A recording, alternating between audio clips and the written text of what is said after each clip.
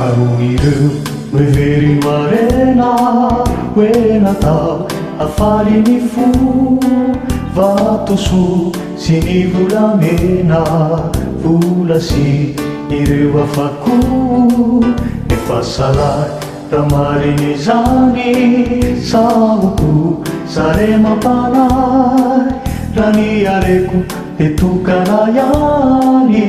ny fananako ralay talozahay raha ny fanakalo fitafina de niady fona nefa niady sy ny fahavalo favy eo de miomona foana fanadeny sy aza izany eo aminy fiainana aminay etokana ihany tsy mifankafo izay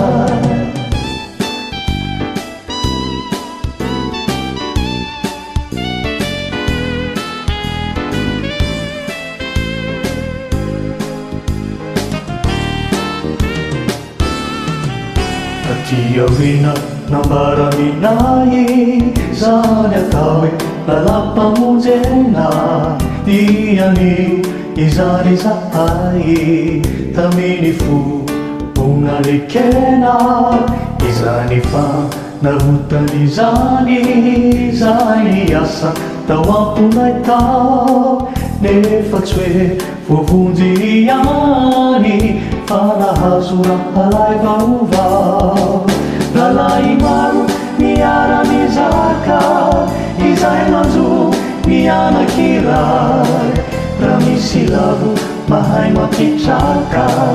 mamerina milala tsara indray iray tompo iray mpanjaka de Jeso zay namonjy anay fifankatiavana mioripaka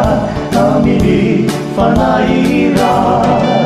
ray maro miara-mizaka izay manjo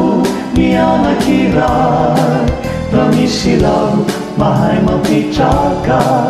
mamerina milala tsara indray iray tompo iray mpanjaka de Jeso zay namonjy anay fifankatiavana mioripaka aminy fanay